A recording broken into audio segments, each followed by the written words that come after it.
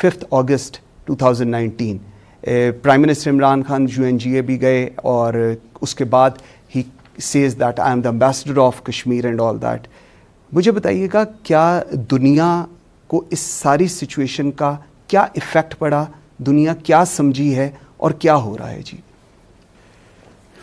میں اس سلسلے میں پر امید بھی ہوں اور مایوس بھی. پر امید اس لیے کہ 5 اگست کو ہندوستان نے جو انتہا پسندانہ اقدامات کیے اس کی وجہ سے شدید رد عمل ہوا, نہ صرف مقبوضہ جموں و کشمیر میں اور پاکستان میں بلکہ دنیا بھر میں. لیکن دنیا بھر میں جو احتجاج ہوا یا رد عمل ہوا وہ صرف ذرائع ابلاغ عامہ, پارلیمنٹس اور سول سوسائٹی آرگنائزیشنز تک محدود تھا. اقوام متحدہ میں جو سب سے زیادہ توانا آواز تھی وہ پاکستان کے وزیر اعظم نے اٹھائی, اور اس کے بعد طیب اردوان جو ترکی کے صدر ہیں, یا ملیشیا کے وزیر اعظم اس وقت کے مہاتیر محمد نے اٹھائی. لیکن جو بڑی طاقتیں ہیں وہ خاموش رہی. یہ مایوسی کا پہلو ہے کہ جو بڑی طاقتیں ہیں جس میں امریکہ شامل ہے, روس, چین اور پھر جو ہے فرانس, امریکہ, برطانیہ, روس اور فرانس, یہ خاموش رہی ہیں. چین نے ہماری سہولت کاری کی تھی, مثلا جو 50 سال کے بعد اقوام متحدہ کی سلامتی کونسل کا اجلاس ہوا وہ چین کی کوششوں کی وجہ سے ہوا تھا.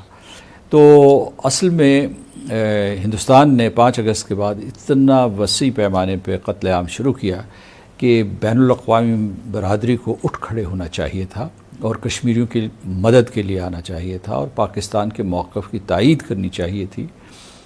تو وہ تائید نہیں آئی اور وہ سلسلہ آج تک برقرار ہے. دوسری یہ میں آپ کو بتانا چاہتا ہوں کہ جو گزشتہ برس جو ہے وہ اگست, ستمبر اور اکتوبر میں جو ایک اٹھان تھی, جو کشمیر کے اوپر توجہ تھی, وہ دھیمے دھیمے ختم ہو گئی ہے, دھیرے دھیرے ختم ہو گئی ہے. اور اس کی وجہ سے جو ہے نئے مسائل جنم لے رہے ہیں. پھر کووڈ-19 آ گیا ہے, اس کی وجہ سے کشمیر دوہرے لاک ڈاؤن میں ہے. تو ابھی ہمارے لیے جو چیلنج ہے وہ یہ ہے کہ اس مسئلے کو عالمی ایجنڈے کے اوپر کیسے زندہ رکھا جائے, اور اس کے لیے ہر میدان میں جدوجہد کی ضرورت ہے جو ہم کوشش کر رہے ہیں. served in foreign office and all that. مجھے ایک چیز بتائیے گا, internationally around the globe Pakistan کی ایمبیسیز ہیں, پاکستان کے امبیسڈرز ہیں, پاکستان ہر دنیا کے خطے میں موجود ہیں ان کی ایمبیسیز, ان کا رول آپ کیسا دیکھ رہے ہیں؟ بیکاز ایک پرسیپشن یہ دی جاتی ہے کہ پرائم منسٹر عمران خان نے بالکل بات کی, وہ اس چیز کو لیڈ کر رہے ہیں. طیب اردوان کی آپ نے اگزامپل دی, مہاتیر محمد کی اگزامپل دی, لیکن کہیں نہ کہیں ایمبیسیز اور جو ہمارے امبیسڈرز ہیں انہوں نے شاید اس طرح وائس آؤٹ نہیں کی جس طرح کرنی چاہیے تھی. میں اس سلسلے میں دفتر خارجہ کا دفاع کروں گا, اس لیے نہیں کہ میں دفتر خارجہ سے وابستہ رہا ہوں, بلکہ اس وجہ سے کہ میں نے خود جا کے مشاہدہ کیا ہے کہ وہاں جو سفراء ہیں اور سفارتکار ہیں وہ رات دن کام کر رہے ہیں, اور کشمیر ان کی اولین ترجیحات میں ہے.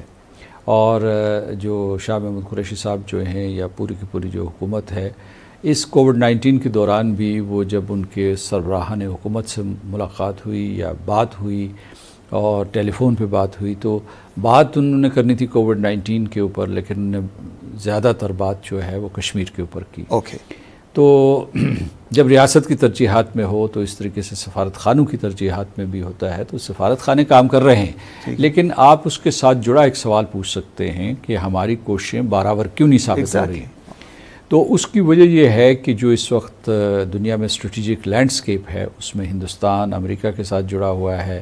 امریکہ مغربی یورپ کے ممالک کو جو کہتا ہے وہ کرتے ہیں, ان کی کوئی اپنی علیحدہ رائے نہیں ہے. سلامتی کونسل کے حوالے سے جو آزاد ہیں وہاں وہ پارلیمنٹس کسی حد تک آزاد ہیں, لیکن پارلیمنٹس کی آواز جو ہے وہ ایوان ہائے حکومت میں نہیں سنی جاتی. تو اس وجہ سے ایک قسم کا بحران ہے. جو پرانا نظام تھا, جو مطلب ہے جو اسے ابھی موجودہ نظام بھی ہونا چاہیے, جو اقوام متحدہ کا نظام ہے یا نیو ورلڈ آرڈر جسے ہم کہتے تھے یا ورلڈ آرڈر کہتے تھے, وہ خود جو ہے آہستہ آہستہ منہدم ہو رہا ہے. کیونکہ آپ نے دیکھا ہوگا کووڈ-19 کے سلسلے میں بھی قیادت جو ہے وہ اقوام متحدہ کی طرف سے نہیں آئی, وہ انٹرنیشنل فائنینشیل انسٹیٹیوشنز کی طرف سے آئی. بالکل ٹھیک. تو جو اس کی بنیادی ذمہ داریاں ہیں اقوام متحدہ کی سلامتی اور امن کے حوالے سے, وہ بھی نہیں پوری کر رہی. مثلا یہ کہ اس وقت کشمیر سے بڑا بحران کہاں ہو سکتا ہے؟ کشمیر میں اس وقت نسل کشی ہو رہی ہے، نسل تطہیر ہو رہی ہے، اس کے بعد یہ ہے کہ جنگی جرائم کا ارتکاب ہو رہا ہے اور انسانیت کے خلاف جرائم کا ارتکاب ہو رہا ہے. یہ ساری کی ساری بین الاقوامی قانون کی مسلمہ اصطلاحات ہیں. ٹھیک ہے. لیکن اقوام متحدہ نے کوئی اکا دکا بیانات دیے ہیں. بالکل ایسے. ابھی جو مقبوضہ جموں کشمیر میں نیو ڈومیسائل لاز کا آغاز کیا گیا ہے، جس کا مطلب ہے، جس کا نشانے دو ہیں.